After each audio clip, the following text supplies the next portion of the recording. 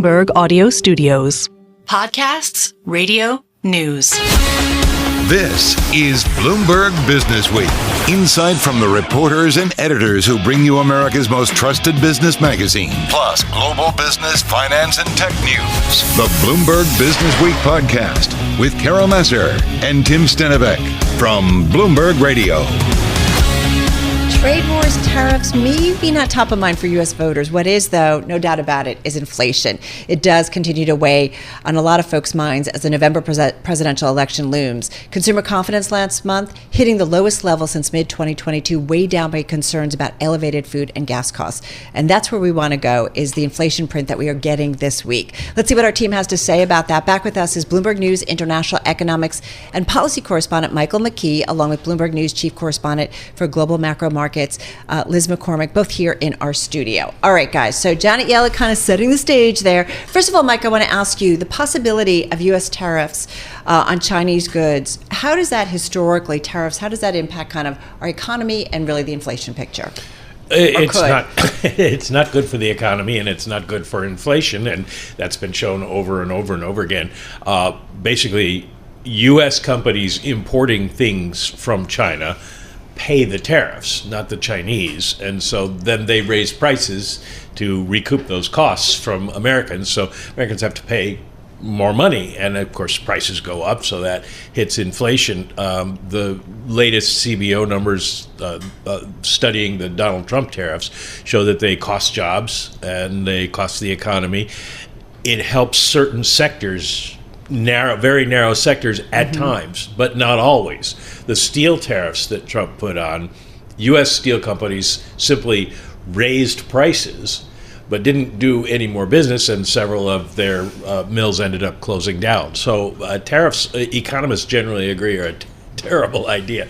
And Anne-Marie did ask if this would contribute to inflation. Unfortunately, the Treasury Secretary sort of had to, I think it was her job to dodge that question. Yeah, I bet. So Liz, come on in on this. You watch a lot of different things that impact certainly the markets, the reaction in the Treasury trade. I mean, roll that in and just roll into what we really care about is the inflation print this week. Right, exactly. I mean, all this, the tariffs looming in the background doesn't help. Like, we're trying to get over the hurdle, like you're saying, of this week with the PPI and CPI. But the whole theme of like reshoring in general has been a background inflationary. Then if you add a new kind of, let's not say tariff war, that won't help. But yeah, everyone is almost getting, like someone said to me, everyone is, all I hear is, well, wait till Wednesday, right? Wait till Wednesday when we have this CPI print. And, there's the backdrop to this is, as we know, the labor data was a little softer. We're seeing cracks. The JOLTS was a little better. So people are thinking, if we can get this trend of hot inflation to end, maybe it's a lower print, the bond market may be off to the races, but we'll see, right? We've been waiting for a good number before, and it hasn't panned out, so there's a lot of focus. And of course, tomorrow we have PPI, which used to be something we could ignore. Is it really a warm-up? Now we have to talk about PPI. I know, Mike, you always liked it, but... Well, it's somebody put it this morning, it's the undercard for the main event. Right. Well, what else are you looking at, though? We see PPI, we see CPI. It feels like we're back to good economic data being good for the market. Are we back? Does it flip-flop? Covering stocks? It depends. It depends on what the data turn out to be. Are they good? And then who defines good? Because if you're looking for higher market rates and you get inflation staying where it is, that's what you're going to get. It looked like, from what I've seen in terms of the corporate bond markets, it looks like a lot of companies came to market because they think the possibility is we get a higher print and therefore rates go up, so go to market now. If you are looking for some progress, it would be good to have the CPI numbers go down even just a little bit to suggest that we're back on the road to lower inflation, and the Fed can, the Fed isn't going to start thinking about cutting rates right away, but the markets will. Well, go ahead, Liz. Come on. I was going to say, like, a few fun facts here. I was looking at stuff is that, now Mike knows this, I'm sure, but so this CPI print, people are saying, is really going to inform in June, the officials, when they have that June meeting, will change their dot plot, right? Now, there is another CPI, but it comes on the last day of the 2-day meeting in June. So this CPI matters a lot. I see a lot of people focusing on that, that it may inform the dot plot even more than, although I think Chairman Powell has said people can change their mind the day of the meeting, so the June 1 release won't not matter, but there's a lot riding on this. So I think, and you know, when you start seeing people give you 3 decimal places on CPI, it's really important. And the last... There's no rounding up here, guys. It really matters. Yeah, but I mean, the last 2 core rounded to 0.4, but people are showing you each one to 3 decimals. So if it could just round down enough to be lower, it'll be good for the bond market. You guys constantly remind us, and I know we have a lot of conversations around this table, it's not just 1 month, right? We need to see several months when it comes to inflation kind of starting to really significantly, or at least trend down and stick down and, you know, kind of keep that pattern, right? That's what we need. McKee Bowman, the Fed governor, said last week she didn't think we were going to get any rate cuts this year, and she said she needs to see 3 or more months of inflation getting closer to 2% before she's going to believe it's real. Now, she's the most hawkish, but we're in a situation where we're talking about 1 cut to no cuts is the definition of doves. We're looking at CPI, though, at 3.6% ex food and energy. That's not 2%, not even close. No. But at least if it's trending down, like Mike said, the month over month, if it can get a little better. But on the flip side, let's just say, which is, you know, obviously the consensus is a little lower, but if it's hotter, like at the last Fed meeting, people feel like Chairman Powell really, let's call it in the wonky land, cut off the tail risk of hikes. But if it reaccelerates, you wonder if even the options traders price in a little bet that maybe we get a hike. I mean, that's gone now. So I think that would be more of a surprise if it reaccelerates, you know. So let's hope that doesn't Remember, happen. the Fed doesn't look at CPI as its main gauge. It looks at PCE, and PCE headline is 2.7%. So that's a significant difference, and it's largely due to housing. And there's going to be a lot of focus on the housing numbers in the CPI report. Do they finally start to show the decline that everybody has been waiting for, or are they still hanging in there? Right. But the interesting thing is you take out housing from CPI and you get an index that looks a lot like what they have in Europe, because they don't put housing into their CPI, and it would put both at about 2.4%. So, you know, it's an interesting position for the Fed to be in. Yeah, that's why they kind of focused in on the super core, right? X housing and all this. There's a lot of, you know, in the weeds that they're looking at, right? I will say at Milken, like a bunch of investors we talked to said, we have such a shortage supply of housing, and like none of these inflationary pressures are going to go away anytime soon. And that is not something like you can just build a ton of homes or rental properties or whatever overnight. And so you feel like builders are very, very cautious. It's a very difficult problem to solve. Yeah. I saw a commentator on Friday saying, you know, the administration should move to start making more housing, you know, getting more housing built. But the problem is not so much a national policy on housing, it's local policies in each city about zoning and density. Permits. And it's going to take a lot of work to really change all that. Plus, the backdrop is you have all these people who have 2.25% mortgages saying, I'd kind of like to sell, but no, I'm not. You know, I don't want a 6% mortgage. So that is adding to the lack of availability of houses, right? Well, I'm looking at the economic calendar. We have PPI, as you mentioned, Mike, the undercard, CPI, jobless claims, housing starts. How do we try to filter through each of these data points as they come in? Because when I look at the terminal, look at WIRP or different ways to track what rates investors are betting on, it's very whiplashy at times. Well, yeah, to say the least, right? Yeah. No, and I think for the economy, like the inflation, PPI, CPI, but then retail sales, there's a lot of focus on that because the consumer has somehow seemed to plow along, although I guess it's somewhat bifurcated. They've given up buying food because it's so expensive, so they're just going to buy stuff and travel. In fact, I'm like glad when I'm alone, I'm like, I could eat peanut butter and jelly. You know? It's no joke, right? Like you look at it, like you think about it, it comes up, arguments. The interesting thing is that you say that because food prices have been flat for a couple of months. They have not been going up, and yet this is what's in everybody's. But are they going down? It's in everybody's mind. Well, yes, some go down. Most just stay where they are. But in food, there is a lot of basic commodity prices at work because your meats, your vegetables, your fruits are all going to be dependent on the commodity markets and whether things are going up Mike, and down. Chocolate is so expensive. Yeah, I heard that the other day that people are really upset about chocolate, but that you got to blame the weather in Ghana on, I think. Well, so what's the net? So Liz, so it's interesting. So it'll be 1 month's report. So I don't know, what's top of mind as we get ready for, obviously PPI first, then CPI? Because your story is like, okay, the only thing that matters is inflation. Right. Well, it's not just us saying that. The data, if you look at the trading days for CPI, it has really mattered. Right? And I really think the backdrop of some signs of labor cooling a little bit means, like someone said, if CPI is soft, the market's off to the races. Meaning people just feel like that's last shed of we need to see some sign of disinflation picking up again, going the right direction down, So I think if it came in 0.2 or something, you're going to see the bond market run. A 0.3, maybe is good enough for a little bit. You're talking about core or headline? I'm talking about core. Yeah. Because I think the bond market just feels like, hey, Fed cut off the idea of hikes, at least they put off for now. Labor market's showing some signs of some easing. If we can get inflation to start going in the right direction, and you've had a lot of investors on saying they're buying bonds anyway because they think yields are good and we may not get these yields again. So I think something's got to really mess up that apple cart, like really hot inflation. Otherwise, I think the market wants to rally. Yeah. Top of mind for you, and anything that you think could market be nuanced. does want to rally. Well, I think interesting note. Jay Powell is speaking tomorrow, and he'll be talking about the economy, and he's not going to have anything new to say because he won't have seen the CPI numbers. He'll be over in Europe, and so it's kind of a non-event for the Fed chairman, which is unusual. But I think what we may see if we get a lower print on CPI is we start to get the overreaction in markets of, we're going into recession now because, and especially if retail sales come in as soft as expected.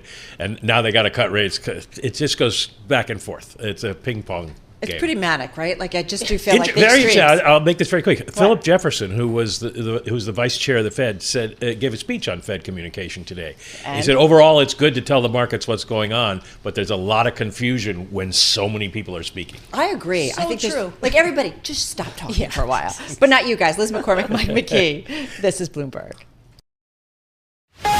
You're listening to the Bloomberg Businessweek podcast. Catch us live weekday afternoons from 2 to 5 p.m. Eastern. Listen on Apple CarPlay and Android Auto with the Bloomberg Business app. Or watch us live on YouTube.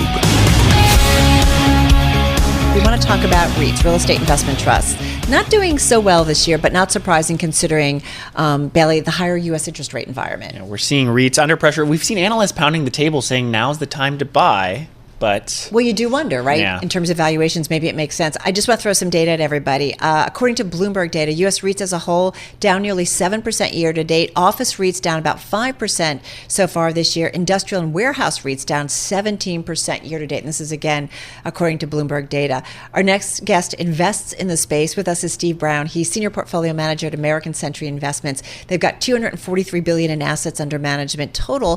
He's joining us here in our studio. Nice to have you here with us. How are you? Thank you. I'm good. Thanks for having me. Well, it's great to have you here. We were just talking with Liz McCormick and Michael McKee of Bloomberg about the inflation print this week. It's top of mind for us because obviously it's top of mind for the Federal Reserve and what they might do in terms of monetary policy.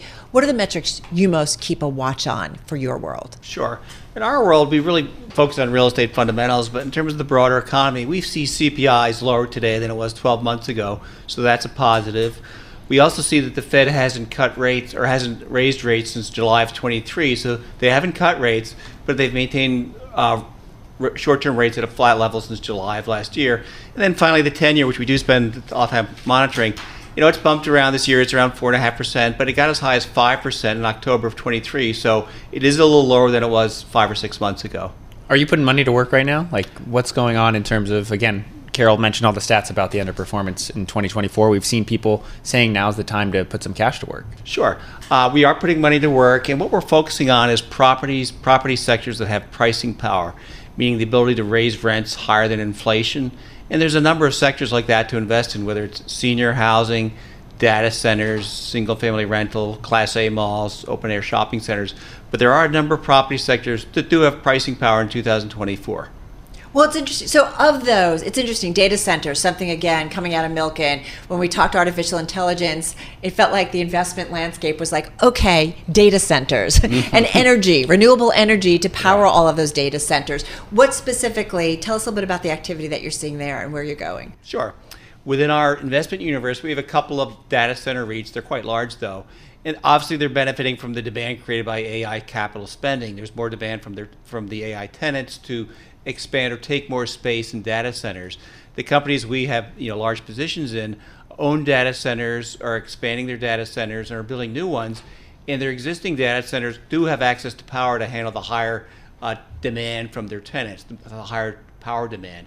So it's a good setup. So in terms of an earnings outlook, 5, 6, 7, 8, 9, 10% within the REIT space is pretty attractive in 2024 and 2025, driven by AI-driven capital spend. They don't necessarily have NVIDIA as a tenant, but they have NVIDIA's clients as tenants in the data centers. Right. Yeah, I'm looking at Digital Realty. They sold $1.5 billion in shares last week. That's right. With raising this cash and the ability to put money to work within data centers, which to me is fascinating. Is that an area where you're looking at individual companies, or are you guys buying it through a basket portfolio strategy? We focus on a couple names that we're very excited about. And Digital Realty is certainly one. Equinix is another. Digital Realty, yes, they did a $1.5 billion equity raise last week. It's to fund development projects in 2024, 25, and beyond. They have access to capital, both debt and equity, as proven by last week. The stock's trading at a nice premium, so it's a premium to net asset value. So it's a good time to raise equity. But they have a good use of the proceeds in terms of expansions and ground-up development within their global data center footprint. So they'll get a good return on that money.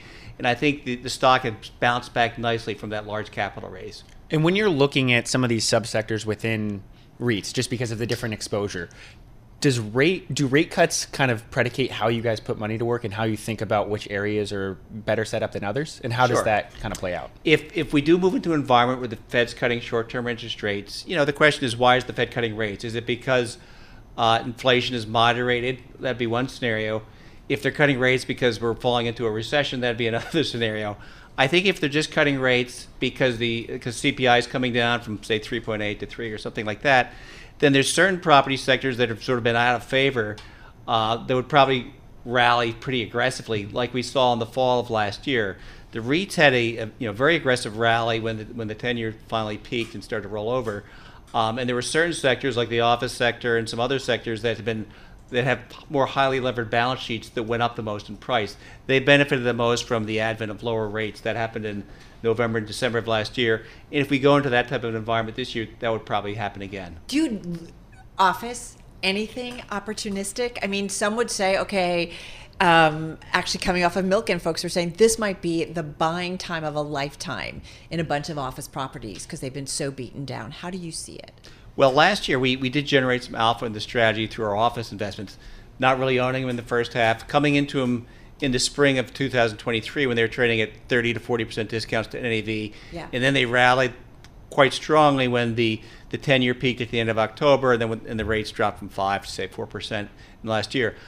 They have hung in there so far this year, as you mentioned at the top of the show. It was really driven by one big New York name, SL Green, that's done a lot of interesting transactions. The rest of the names have sort of lagged the index. It's really skewed the market. Yeah, but go it's ahead, really please. SL Green. I would say that we're paying attention. We are underweight office today because we're concerned about demand. They don't have pricing power, meaning that supply is greater than demand in the office sector because of really the embrace of work from home.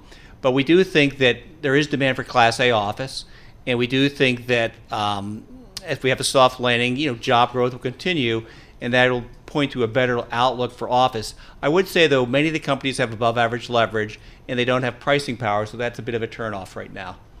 And when you look at some of the different central banks and the different effects that has on a global perspective, are there areas that you guys are focused on? Are you guys a global fund? Like, do you look at U.S. versus, say, Europe or different regions? We do have a global strategy. That's our core strategy, actually. And other economies around the world have had lesser nominal growth than the U.S., so they have more flexibility to cut rates. So we have seen that in Asia, parts of Asia, quite exciting. Europe, which is not showing much economic growth, but that sets them up for the potential to cut rates. Some interesting discount to NAV ideas there, discounts to the property value. It's quite a bombed out area also. Are there any names that you could mention that fit kind of that target? Well, I would say a couple things. One is we've been able to invest in data center REITs or data center real estate companies also in Europe and Asia, so that's been exciting. And we've begun to look through the sort of the wreckage of European properties because they're trading at big discounts to NAV. And I mentioned Class A regional malls have pricing power, and there's some regional mall names in Europe that are attractive that we think will have good total return for 2024. Well, it's interesting, and we're going to hear, French President Emmanuel Macron catching up with our own John Micklethwaite, talking specifically about a big event going on over in Paris, all about bringing investment in, but was questioned about potentially consolidation among the financial space and whether a French bank hooks up with another European bank or so on and so forth. So I'm just curious how you think about kind of that broader real estate play in terms of some of the bigger macro trends that are going on in Europe today. Sure. Well, one of the big trends is, as you mentioned, is consolidation or also a reduction in capital to various activities like real estate. Mm-hmm. Construction lending is down both in North America and in Europe because of a variety of reasons, just a higher risk associated with the construction lending and poorer returns. So while that's a fact of life, and that was true in 2023, and it's true this year, 2024, what we're seeing, though, is a slowdown in supply in both Europe, which you mentioned, as well as North America. And we think that sets up a good environment for real estate and pricing power as we move through 2024 and 25, as supply growth could come into like 1% to 2% supply growth, and demand growth could be 2 to 3. So you'd have improving demand would be greater than supply, both in many sectors in the U.S. as well as Europe. Well, and one thing I want to ask you, since you are global, and it just feels like all of a sudden everybody's talking about Japan and opportunities. Are you seeing any opportunities in terms of the real estate over in Japan? Yes, we've had a lot of success in Japan this year, mostly through the Japanese developers. They're not the J-REITs, but they're the developers, and they own large swaths of commercial property in Greater Tokyo, and they've benefited from the improved growth prospects in Japan and the huge discounts to NAV they were trading at, say, 6 to 12 months ago. It was not uncommon to see Japanese developers trading at 30 to 40% discounts to NAV. And as there was greater confidence in a sort of a modest recovery in the Japanese economy with a little bit of inflation thrown in, these Japanese developers really worked quite well over the last 6 to months or so. Where don't you want to be? 30 seconds at all. Stay away. Okay. I didn't hear China, and I don't know if you've got exposure to China real quickly. China's not in our index, but Hong Kong is. And Hong Kong's had a nice rally. We still have some questions about that, but I'd say the areas we're concerned about is we're still concerned about self-storage. It's a sector where they don't have pricing power. I mentioned some sectors have pricing power. Well, rents are going down really 10 to 15% in the self-storage sector. Interesting. So we don't have confidence to really embrace that because rents are going down. Feels like there was such a build out, and I think we're all like, enough storing stuff and paying for it, just get rid of it and go travel, essentially. Steve Brown, we covered the world. Thank you so much. Thank really you. Appreciate it. Steve Brown, he's Senior Portfolio Manager at American Century Investments, $243 billion in assets under management. You're listening to the Bloomberg Businessweek podcast. Listen live each weekday starting at 2 p.m. Eastern on Apple CarPlay and Android Auto with the Bloomberg Business app. You can also listen live on Amazon Alexa from our flagship New York station. Just say, Alexa, play Bloomberg 1130. The war is on, folks, the chip war, that is. So far, superpowers led by the United States and European Union have funneled nearly $81 billion towards cranking out the next generation of semiconductors, escalating a global showdown with China for chip supremacy. And folks, that's just the first wave of a lot more to come. It's a big topic, trend, industrial policy, and sign of our times, what is going on in the global semiconductor space. It is also today's Bloomberg Big Take. Here to continue our coverage on the global semi-surge, Bloomberg News U.S. Semiconductor and Networking reporter. He is Ian King. He is in our San Francisco bureau. Ian, great to have you back with us. The world, we know, is spending big time on semiconductors. Just remind us of some of the size and scope that is going on, who's doing it, and what each country's end game seems to be in all of this. Yeah, I mean, there are a number of factors at play here. We're talking about, at least in terms of what's been announced, close to $400 billion of investments that are either being made or will be made. The end goals here are independence or greater capacity to produce something which is increasingly being seen as fundamental to economic strength and also security. And that's really what's happening here. Is we're seeing a reversal of globalization. I mean, this industry was poster child for globalization since it first came into being in the late 1960s. You know what I find fascinating? It's not like it's, China spending on Chinese companies in the chip space, or U.S. companies spending, or the U.S. government only spending on U.S. companies. They're allocating money around the world to facilities. U.S. government has given, money to TSMC and Samsung. Like, it's interesting that it's kind of an all-out affront. Yeah, I mean, you've got to back winners, right? This industry is down to essentially 3 or 4 leading companies in terms of this ability to make the absolute bleeding edge technology in this industry. So frankly, a start from scratch approach just would be hopeless. If you're looking at it from the US perspective, Intel, which was the national champion for many decades, has frankly fallen behind. So you've got to hedge your bets. You've got to give money to Samsung. You've got to give money to TSMC. So that's what's happening here. I mean, you've got massive specialization in this industry as well. So you've really got to back winners. And Ian, when I look at the article, not only are you countering or trying to catch up to China, the U.S. lags South Korea, the U.S. lags Taiwan. Are there any expectations of how they can continue to close that gap and actually surpass at least 1 or 2 of those, as opposed to trying to really catch the giant in China? Yeah, I mean, there are a couple of things to unpack with what you said there. We're not catching China here. In terms of technology leadership, the US is still well ahead of China in terms of design, even in terms of manufacturing, in terms of capacity of manufacturing certain types of more simpler chips. Yes, China is definitely making a big move and definitely is a threat in that respect. But they're still probably several years behind even the US.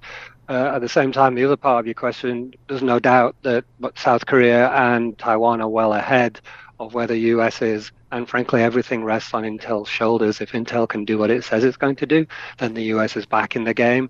SIA is predicting 28% of advanced semiconductor manufacturing will be back in the US if, frankly, Intel can execute. And that's a big if, right? Ian, I just think about how Intel has kind of been lapped by NVIDIA and other rivals, at least when it comes to the stock performance over the last few years. Yeah, I mean, the stock performance reflects really what investors see as the prospects for these companies. What's really happening in Intel is they've outlined this plan, which people think is the right plan, to invest massively in technology and infrastructure and to recast their business model. That said, though, this is an extremely capital-intensive industry, and that means that in the short term, your earnings, your growth is going to be horrible, and that's really what we're seeing at Intel. They're not the company that they were, and the other companies are growing much faster, so that's where the money has gone, into the fast growth companies. Whether that is a vote on whether people believe Intel will do it or not, that's another question, and it's probably going to be a couple of years before we'll really get the answer to it. Yeah, just want to look at stock performance within the Philadelphia Semiconductors Index. Over the last 3 years, Carol, Intel down 43%, NVIDIA up 555%, CLAC up 149%, AMD up 103%. So really a big bifurcation. Well, and in particular, the struggles of Intel, which Ian has written so much about, and we'll see ultimately whether all of these investments, it's a lifeline for them right now, but you do wonder what will happen longer term. Having said that, Ian, you understand, I know I bring this up all the time, but semiconductor cycles, what happened that all of a sudden, everybody is spending big time? Was it the shortages during the pandemic? Is it AI? Like, what is it all of a sudden that it feels like things are ramped up in a big way? No, I mean, you've just answered the question in at least 2 regards, and the other element to that is, of course, this idea of national security, that in the past we were happy with this completely diversified geographically supply chain. Then during the pandemic, we got a nasty shock. Then we got a massive sense of like, hey, these things are actually on the rise. We need them more and more as an answer to our technology needs. And then we also need to guarantee national security. And, oh, look, we're not actually making any of these anymore. Perhaps we should. Perhaps we should rekindle that skill before it disappears. At least that's been the US perspective. China, economic independence, and also independence in terms of its military and security from the West. So there are a myriad of conflicting viewpoints here and conflicting drivers here, but what they're all boiling down to is like everybody's doing a DIY effort. Everybody wants independence. And what I do wonder about, I think about TSMC. You obviously knew how big they were in terms of, kind of building the chips for the world, if you will. But I feel like it's, for the general public, it's come out over the last couple of years, maybe coming off of the pandemic. 60 Minutes has done, there's just been kind of mass market pieces on their role. What I do wonder about is all the spending, whether it's in the emerging economies, what India's spending, what Japan is spending, how what might be happening today kind of change some of the longer term trends in the chip industry overall. Could it be happening? Could it be telling some, kind of more significant stories longer term? Absolutely. I mean, we're talking about a massive diversification, about regional centers of supposed excellence and capabilities. Some of these things will fall flat on their face. There's no doubt about that. Nonetheless, the trend was towards China, that China was the largest market for these things as an end user, as a buyer, and China was pouring huge amounts of money into its own independence. The US has basically tried to stop that in a lot of technological barriers that have gone up. But you've got Japan trying to get back in the game. Japan in the 90s, when I first started looking at this industry, was the leader. So there are many things at play here. But I mean, right now, not everybody is going to be successful. And some countries like India are starting from a long way back. Yeah, and when I look at some of the efforts that have been going on in China, China being slowed down by some of those restrictions, export controls, and some of those kind of geopolitical aspects. How is that shaping out, or how can that shape out who could win in some of these smaller countries in some of these regions that aren't as developed right now? Yeah, I mean, the obvious answer for a lot of companies is if you can't sell into China, if China can't be the heartland for where you do business, then, well, let's look at where the rest of the world's population is. Let's look at where there's a lot more growth to be had, and India is the obvious answer there with its massive population, its educational base. The problem, I think, for India in terms of the semiconductor industry is you need a lot of infrastructure and you need a lot of experience, and India has none of those things. It has a lot of expat Indians working in the semiconductor industry, most notably in this country, but in terms of the type of infrastructure that you need, and these things are enormously sensitive, really complex facilities. Are not just slap a factory up and have some workers trained, and it really is the cutting edge. So it's going to be difficult for them to get into this industry in a meaningful way in the near term. We say about a lot of things it's complicated, but really in the semiconductor industry, it really is. Ian, thank you so much. So appreciated. And, on this, Intel in advanced talks with Apollo Global Management over a deal that would have the investment firm providing more than $11 billion in funding for a chip manufacturing plant in Ireland. This was coming from the Wall Street Journal. Ian, of course, is our Bloomberg News U.S. semiconductor and networking reporter. I'm driving in my car. I turn on the radio. How about you let me drive? Oh, no. Who's gonna drive you home? Honey, please, I'll do the driving. Drive on. Excuse me, I want to drive. It's the question that drives us. This is the Drive to the Close That funky music will drive us till the dawn. on Bloomberg Radio. TikTok, everybody. Just about 18 minutes left in today's trading session. Our next guest says, in general, he and his team are seeing, quote, a deeper opportunity set overseas when it comes to stocks. So let's get to it. Our Drive to the Close guest on this Monday, Ben Beneche is co-founder and portfolio manager at Tourbillon in Tahoe City, California. Nice to have you here. Ben, did I say it correctly? Spot on. I'm sweating it a little bit here. Nice to have you here with Bailey and myself. All right, so deeper opportunity set overseas. I love that you go there. We've kind of had a little bit of a global day. We heard from the French president, just a lot of conversations from some big bank CEOs who are over in Paris. So thinking about kind of the global world, we just talked about the global chip race that's on and countries that are spending big time to develop out their semiconductor space. So deeper opportunity set overseas. How so and why? Yeah, sure. So at the core, we at Tourbillon are global value investors, and we invest in just a handful of companies globally with a very long-term time horizon. So our perspective is always built from that bottom-up opportunity set and just weighing up opportunities globally. And really, valuation would be the first point of order as to why we see more opportunity overseas. With the US market, the S&P trading at around 26 times trailing earnings, MSCI EFI, so developed international, around 16 times, and EM equally around 16 times. We think the broad opportunity in terms of valuation is a lot more attractive overseas.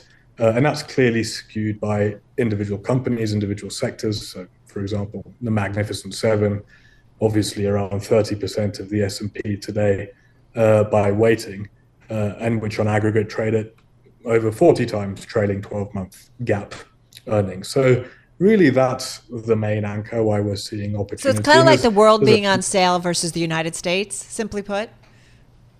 At the most simple level, yes. And, you have to look beneath the hood a little bit. And the margins and the returns on equity are pretty high in the US, which we actually think is somewhat of a risk. The net margin of the S&P today is 11.6%. That compares to a long term of around 9%. And this is in the context of, 3.5% inflation, sub 4% unemployment, a fiscal deficit, all things which at the margin would suggest more of a normalization, a reduction in margins in the US rather than things continuing to go upwards. And Ben, when you're looking at that valuation discrepancy, what is a normal? Because I cover equity capital markets, and when I talk to some of these CEOs of foreign companies who want to list here in New York, it's because they get a better multiple, they get a better valuation, there's a deeper pool of capital, so that's just naturally baked in their view. What do you say to that? Well, I'd quote Mr. Ben Graham, and always saying that over the long term, the market's more of a weighing mechanism.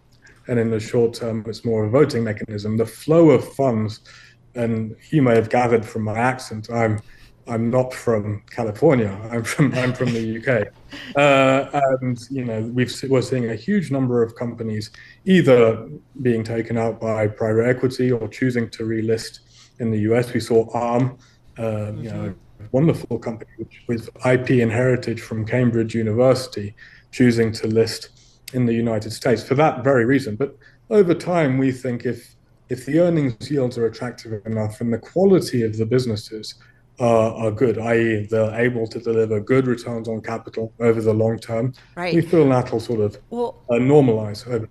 You came to play, and you've got some specific stocks that are on your radar, and I do want to get to them. And while you say deeper opportunity set overseas, we start with a couple of names that are homegrown here in the United States, and I'm thinking about Berkshire Hathaway, which we know you like. We just had Warren Buffett, of course, holding his annual investor meeting, so we've been talking about it a lot. It's up about 15% so far this year. What's the specific strategy or thinking here?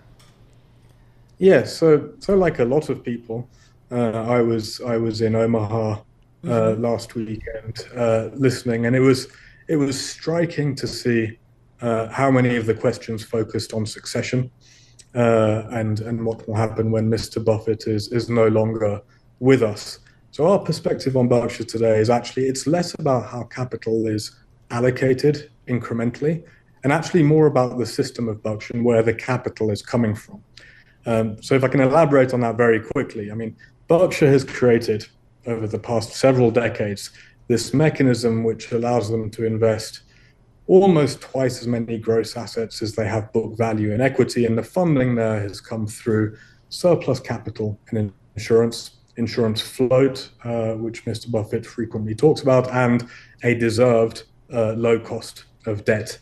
And that means, in our opinion at least, that even if the returns on the asset side, both the common stock, but also the wholly owned businesses and the cash that they have, even if they're, let's say, average, 10% type of returns, you get a baked in leverage on the equity, which will give you kind of 12% types return on equity, for which you're paying 1.5 times book and around 14 times look through earnings, which compares very favorably to where the Right. S&P is, and certainly very favorably compared to the intrinsic strength of the structure and the businesses that form it.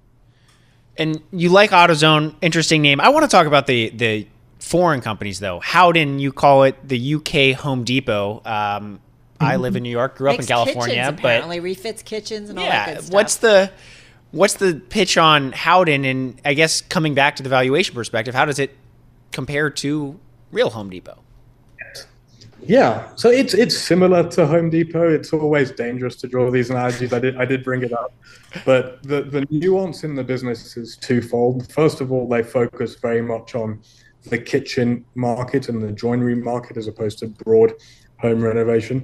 But the second important nuance is they focus just on tradespeople. Mm-hmm. So an important part of the business for Howden's. But that focus on trade is really important because that relationship is much stickier. But also tradespeople value proximity to work much more than normal DIYers tend to. So Howden's they have around 33% market share of the kitchen market in the UK, but close to a monopoly with tradespeople. There are over 800 depots in the UK. So if a tradesman is missing a certain piece, a cabinet or something like that, they can be at and get to a Home Depot very quickly.